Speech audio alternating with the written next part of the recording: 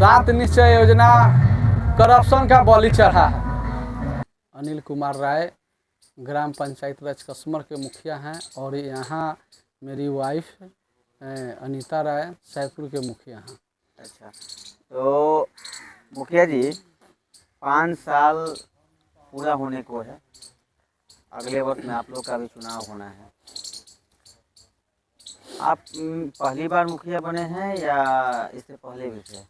देखिए, हम लोग 2011 से कंटिन्यू हैं। 2011 से कंटिन्यू? जी, 2011 में जब जनरल था उस समय में सैदपुर से हम मुखिया हुआ जी। उसके बाद आरक्षण हो गया तो मेरी पत्नी उस समय से अभी तक कंटिन्यू है। और बगल में हमारा जो पंचायत कसमर है वहाँ जनरल था तो वहाँ हमको लोग बुलाया, मान सम्मान प्यार पहले से देते आए। तो उन लोगों ने कहा कि हमारे यहाँ से लड़ जाइए मुखिया जी, यहाँ विधि व्यवस्था के बहुत सा कम पाई है, आप आ जाइएगा तो बहुत सारा सुधार हो जाएगा। तो हम वहाँ चुनाव लड़े, लोग अच्छा खासा वोट दिया, हमको जिताया। उस समय से लगभग 4 साल हो गया है। 4 साल से हम कसमर से मुखिया हैं। सबसे पहले मुखिया जी हम आपसे बात करेंगे कि 5 सालों में आपके पंचायत में सरकार के द्वारा जो योजनाएं आई है उसमें से कौन कौन सी योजना पे आपने काम किया है?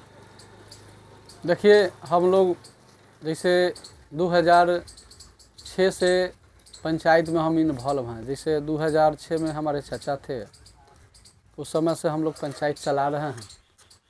पहले मान लिया जाए कि चतुर्थ और पंचम था, तो उस समय में पंचायत के यहाँ फुल्ली व्यवस्था था कि भाई पंचायत को सरकार का जो भी मद है पंचायती राज व्यवस्था को मिलता था।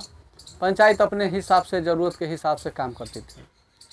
उसके बाद में चतुर्थ के बाद पंचम हुआ, षष्ठम हुआ, 12वीं 13वीं 14वीं 15वीं वित्तीय वर्ष अभी चल रहा है। अब 16वां वित्तीय वर्ष होने जा रहा है और षष्ठम के बाद 7वां वित्तीय वर्ष होने जा रहा है।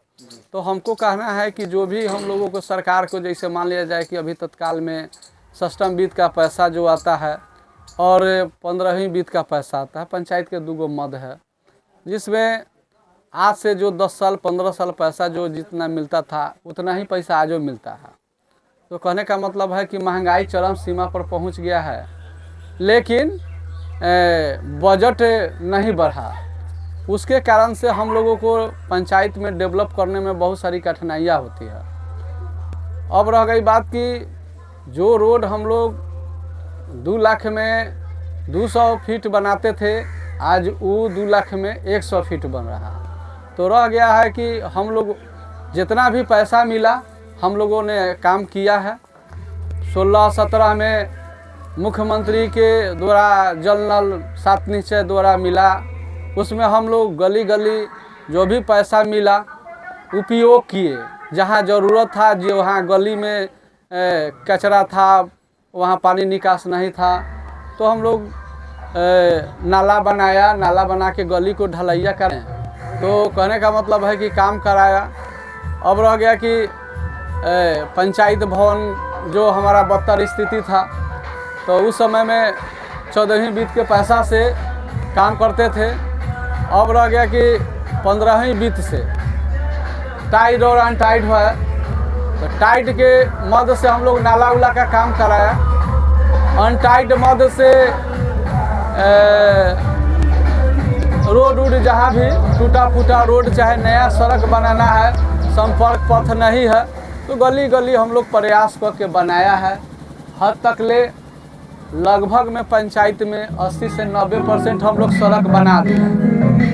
अच्छा, सरकार की 7 निश्चय योजना थी, 7 निश्चय योजना में जो 7 मुख्य योजनाएं थी उसमें कौन कौन सा योजना आपके पंचायत में धरातल पर उतरा है? देखिए, पंचायत में 7 निश्चय द्वारा बहुत सारा योजना था, जिसमें 2 पर काम हुआ।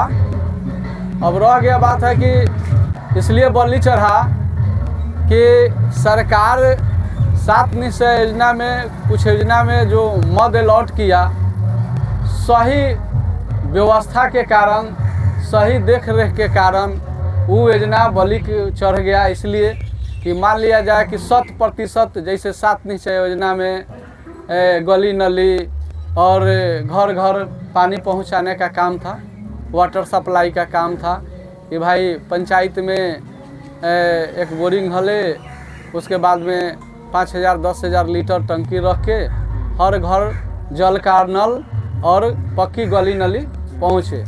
तो मान लिया जाए कि जो पंचायत के मुखिया एक्टिव थे वो पंचायत में 100% लागू हुआ है, इसमें कोई डाउट नहीं है, लेकिन उसका विधि व्यवस्था ढंग से सुचारू रूप से नहीं रहने के कारण वो समझिए कि जल नल दम तोड़ दिया।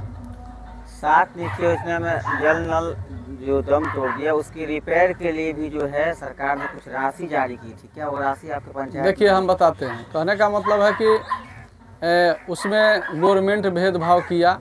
कहने का मतलब है कि गवर्नमेंट का एक लक्ष्य था कि पंचायती राज को जितना कम से कम है उतना पैसा में निपट देना है। वही हम लोग पंचायत द्वारा काम कराए तो 12 से 13 लाख रुपया का एस्टीमेट लोग कहा कि मॉडल एस्टीमेट है। इंजीनियर जे जो भी थे वो कहते थे कि जिला मॉडल एस्टीमेट बना के दिया है, आपको 12-13 लाख 14 लाख हार्डली में निपट लेना है। तो हम लोग ने उसी में जैसे हो कराए, लेकिन वही चीज़ कुछ बचा हुआ रह गया था, जहाँ किसी कारणवश नहीं हो पाया। वही सरकार पीएचडी से कराया तो 35 लाख दिया, 35 लाख में कराया। तो जोड़ लीजिए कि 14 लाख या 12 लाख या कहीं 35 लाख। हम लोग काम कराया तो 5 साल कोई मेंटेनेंस नहीं, और वही उन लोगों को 5 साल के लिए मेंटेनेंस जोड़ के 35 लाख दिया। तो रह गया बात कि कहीं ना कहीं तो हम लोगों के साथ अपेक्षा, हम लोगों के अपेक्षे पीएचडी को जब टेंडर दिया गया तो उसको ज़्यादा रुपया दिया गया, हम लोगों से कम पैसा में काम कराया गया। और रह गया बात कि रिपेयरिंग के बात है तो उसके लिए अलग से कोई मद नहीं दिया गया। 7 निश्चय के लिए कोई मद नहीं दिया गया। 7 निश्चय के नाम पर पंचायत को शोषण चालू होना चाहिए। 7 निश्चय योजना के लिए जो आपने कहा कि ये फेलुअर योजना है, इसके लिए दोषी कौन है, सरकार या पदाधिकारी? सुन लीजिए, सरकार दोषी इसलिए है कि हमको कहना है कि मान लिया जाए कि व्यवस्था हुआ कि भाई वार्ड की निवारण प्रबंधन समिति द्वारा जो भी अगर 7 निश्चय में जल नल का और गली नली का जो व्यवस्था हो रहा है उसको देख रेख इनके हिस्से में रहेगा।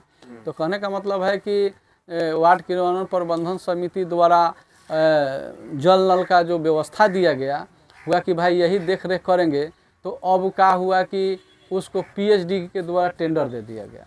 तो मान लिया जाए कि पीएचडी को दे दिया गया था, पीएचडी को अलग से व्यवस्था दिया जा रहा है उसको देख रेख दुनिया जहान करने के लिए, और वही पंचायत द्वारा था तो कुछ नहीं दिया जाता था। पंचायत समझे तो पंचायत से अलग से कोई मद नहीं था, और उसके नाम पर शोषण होना चालू हो गया कि पंचायत अनुरक्षक को पैसा दे, जो विकास मद के लिए पैसा आता है 15वीं वित्त में, उसके लिए अनुरक्षण को पैसा दे, तो फिर उसके लिए आप रिपेयरिंग का पैसा दे।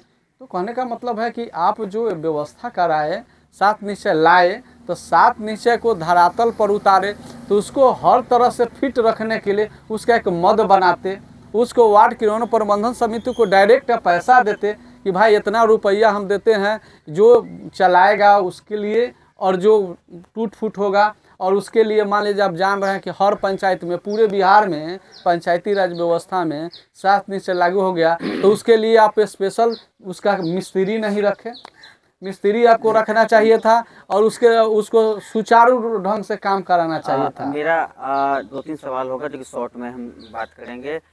इस पंचायत में जो भी कार्य हो रहे हैं या जो भी आपका करप्शन की बात कर रहे हैं, तो इसके लिए दोषी सरकार को मानते हैं या पदाधिकारी को? और पदाधिकारी प्रतिनिधि के साथ ज़बरदस्ती करता है। ये चीज़ लेटर के माध्यम से चाहे पंचायती राज संस्था के माध्यम से हम लोग उन्हें सरकार को अवगत कराने का काम करते हैं, तो उस पर सरकार एक्शन लेती क्यों नहीं है?